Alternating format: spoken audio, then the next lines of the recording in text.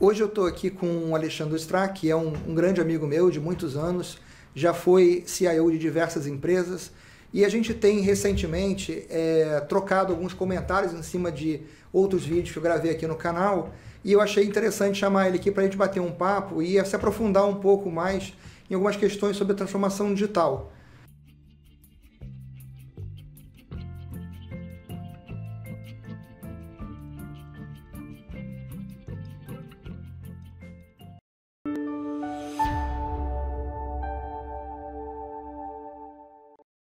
Então, Alexandre, eu queria te dar as boas-vindas aqui, a primeira aparição aqui no Mundo Exponencial. Se Deus quiser, a primeira de diversas aí. E vamos conversar um pouco sobre esse tema então hoje, né? Bom, obrigado pelo convite. Estou aqui para a gente trocar uma ideia e a gente conseguir fazer com que as pessoas que assistem o vídeo entendam um pouco mais do movimento, que não é um movimento, é um movimento em si e não uma coisa pontual, uma mudança instantânea. Esse era o tema de um dos vídeos que em cima do qual a gente discutiu, né?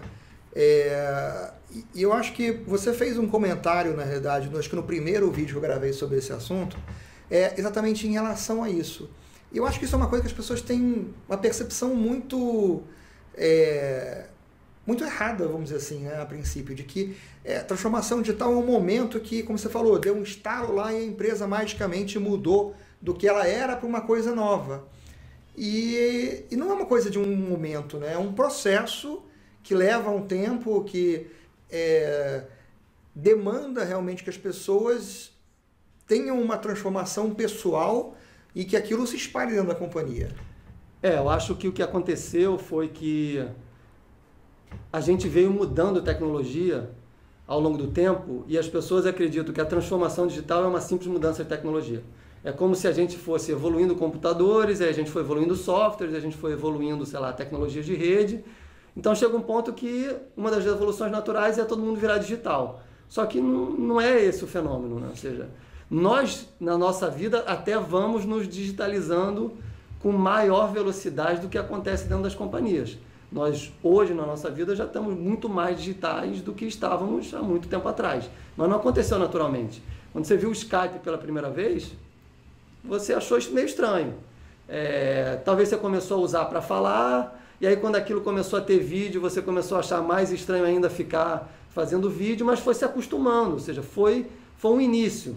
Hoje é uma coisa natural para você falar com alguém e ver a pessoa, né? Como a gente está agora aparecendo aqui, vocês estão vendo a gente, é uma coisa natural para as pessoas que você converse com outra pessoa e veja aquela pessoa, né? Exatamente. Eu me lembro da primeira propaganda que teve de uma empresa de telecom, onde você usava o telefone para fazer videochamada. Ficava todo mundo parecendo meio estranho. Era meio estranho, era meio esquisito. Então, é uma coisa que acontece gradualmente, né? A gente meio que tem que se acostumar com a mudança. Lógico que a gente está vendo que hoje é um momento em que a gente sabe que a mudança está acontecendo e que a gente precisa se adaptar. Agora, ainda assim não é uma coisa instantânea, né? Não vai ser em lugar nenhum uma mudança que você vai conseguir chegar lá e em 2 meses você saiu, agora a empresa nova é uma empresa digital. Eu acho que é impossível. A gente, quando pensa na primeira vez que você viu o LinkedIn. Sei lá, eu estou no LinkedIn, acho que desde que o LinkedIn começou, se não é no primeiro ano, é no primeiro ano e meio. Primeira vez que você viu o LinkedIn, você achou estranho você ter que colocar a sua vida profissional naquele negócio. Você falou assim, pô, mas para que esse cara quer a minha vida profissional? Para que ele quer saber tudo que eu fiz? Ninguém vai usar isso não vai servir para nada. Ou seja, a gente tinha dificuldade de entender que, na verdade, o LinkedIn estava capturando informações que tem uma utilidade enorme para os outros que querem saber aquilo que nós fazemos. Sobre você, que é acompanhar o que você está fazendo. Profissionalmente. E é uma coisa curiosa que eu me lembro. Eu fui uma das primeiras pessoas do LinkedIn no Brasil. Porque naquela época, não sei se você lembra disso, o LinkedIn ele tinha na primeira página, ele tinha uma quantidade de pessoas, suas conexões, quantidade de pessoas na sua rede e a quantidade de pessoas no país. E se eu não me engano, acho que a gente tinha que ser convidado para entrar. Você tinha que ser convidado. Talvez tenha sido você que me convidou. Eu me lembro o seguinte, que quando eu entrei, o número de pessoas no país era, assim, 500, 600. Era muito baixo. E eu entrei convidado pelo camarada que sentava na mesa do meu lado, lá no escritório na época. E eu me lembro que nas primeiras semanas que eu estava usando, quando eu chegava no escritório de manhã, eu abria aquele negócio para ver como tinha evoluído a semana anterior. Eu fazia isso sempre na segunda-feira. E um dia eu cheguei lá de manhã e o número tinha saído, que sempre passava assim de, vamos supor, 550 para 570 no Brasil, né? Para 580, para 600 e tal. Um dia eu cheguei lá de manhã e tinha passado 5.000. Então, naquele momento, naquele ponto ali, ele venceu uma barreira inicial e ele deu uma expandida grande, né? E dali em diante a coisa vai seguindo no efeito exponencial de uma rede, né? Que é justamente o ponto, ou seja, isso de certa forma nos traz ao assunto inicial, ou seja, da questão do tempo que leva para a gente se digitalizar. E eu não fui usuário do Orkut. Eu soube da existência do Orkut, obviamente, mas eu não entrei naquilo porque não vi nenhuma vantagem para entrar. Mas pensa, nós já estamos no LinkedIn há mais de 10 anos, bem mais. 10 anos. Sei lá. E a gente hoje não consegue entender como seria a vida sem poder usar uma rede onde eu conseguisse saber profissionalmente o que acontece com as pessoas. Inclusive, recrutar hoje, encontrar profissionais sem o LinkedIn seria tarefa das mais difíceis. E vamos dizer assim, muitas vezes, sem aquele recurso, você fica na dependência de uma agência de recrutamento, na própria dependência da área de RH da companhia, enquanto tendo esse recurso, você acaba conseguindo usar a sua rede de contatos para buscar uma pessoa que tenha dentro do perfil que você está procurando, com referências de pessoas que você conhece, que é um diferencial muito grande. Você chegou num outro ponto. Olha que coisa interessante. Para o recrutador, agora ele tem disponível online 24/7 por 365 a informação profissional para saber se aquele currículo ou aquela informação que você disse para ele realmente condiz com o que você coloca publicamente. Ou seja, tem um embasamento digital disponível para saber se o que você coloca lá no seu currículo realmente é o que você fez profissionalmente. E mais do que isso, como você acabou de dizer, tem lá gente que diz como é que é o meu perfil dentro das empresas quando eu estou trabalhando. Ou seja, alguém vai lá e diz como age comigo quando ele é um fornecedor, tem um cliente que pode dizer como age comigo quando ele está numa empresa cliente da empresa onde eu estou, colegas de trabalho inferiores, superiores, ou seja, você tem toda uma informação que era impossível de ter antes. E isso, na verdade, são coisas com que você se acostumou aos poucos. E faz parte da mudança, vamos dizer assim, da nossa vida, a gente entender como a gente pode usar essas coisas e se acostumar com elas. Mas um ponto eu acho que é fundamental em como é que a gente traz isso para a realidade da empresa que precisa se transformar, é exatamente o entendimento do ponto que você colocou inicialmente, de que não é o usar uma tecnologia nova, não é o usar uma ferramenta nova, é como você pensa, é a forma de pensar que tem que mudar, né? Que tem que ser uma forma de pensar baseada nessa realidade, nesse cenário de um mundo digitalizado. Né? Que é completamente diferente de simplesmente acreditar que vai acontecer num estalo. Ou seja, eu vou começar a me acostumar a trabalhar de uma outra forma, buscando informações que estão dentro de sistemas, aplicativos, sei lá, já estão digitalizadas, e vou, obviamente, dentro do meu ambiente de trabalho, querer encontrar coisas similares, que é um grande desafio. E o grande desafio é começar. Porque, obviamente, nem todas as empresas têm todas as informações digitalizadas e nem muitas vezes, até tem, mas não tem integradas. E não tem o hábito de sequer olhar para aquelas informações, os meios de consultar aquelas informações e a percepção do quanto elas podem tirar de valor destas informações, né?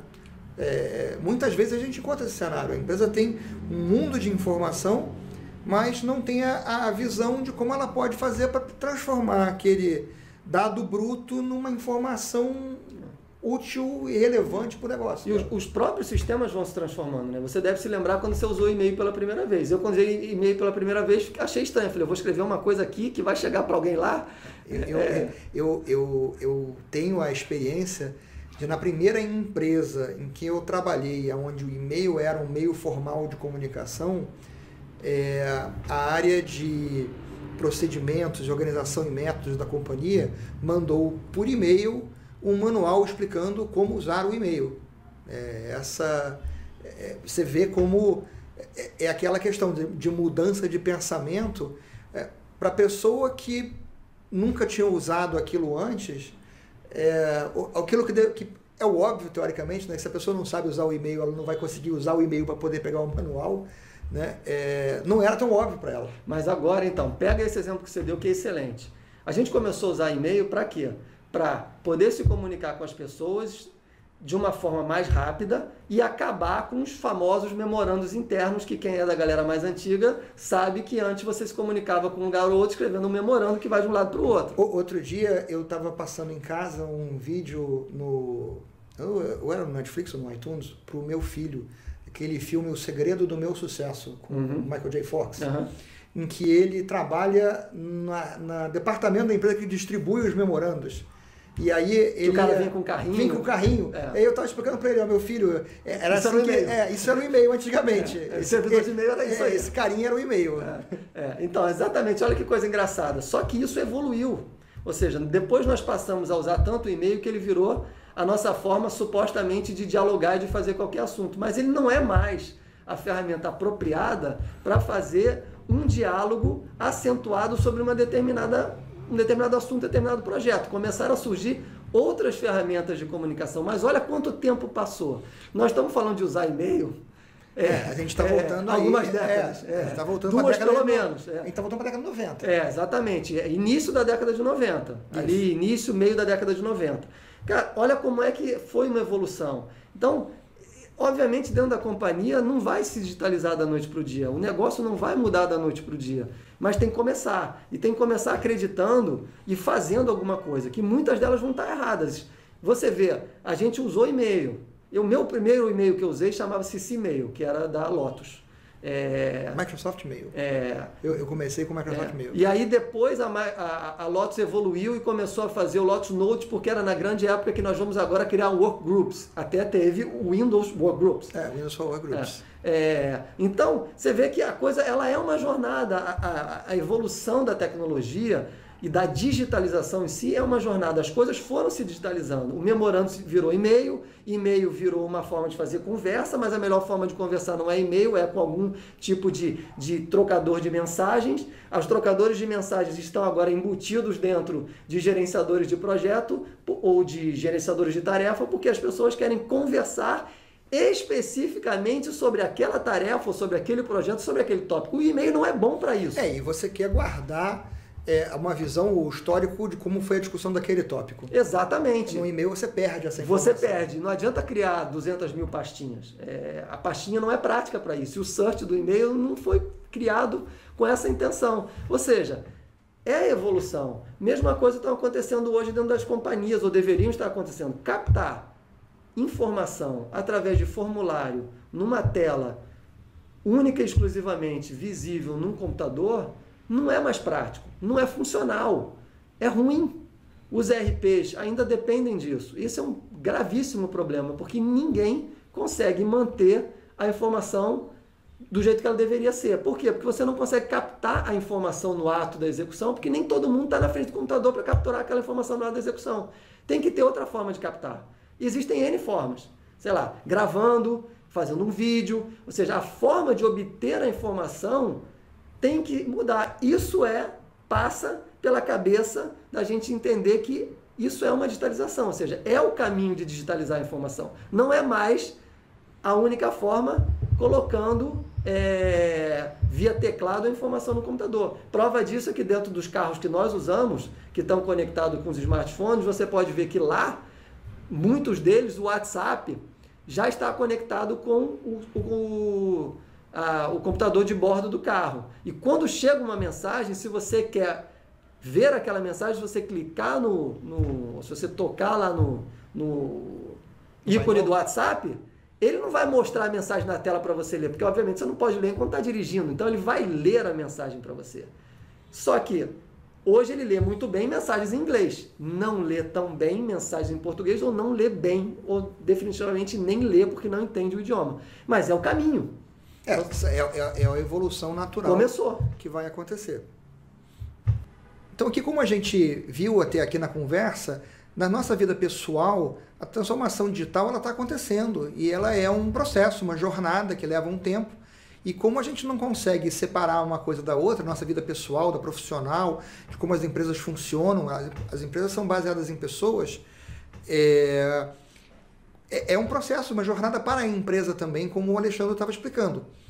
Então, eu queria agradecer ao Alexandre aqui por esse bate-papo. A gente vai fazer outros sobre outros tópicos ainda em cima do conceito de transformação digital.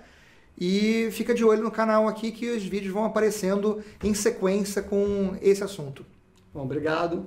Estou aí para todos os outros que você precisar. Um abraço. Se você gostou desse vídeo, deixe o seu like aqui embaixo. Inscreva-se no canal e clique no sininho para ser notificado quando o vídeo novo estiver disponível.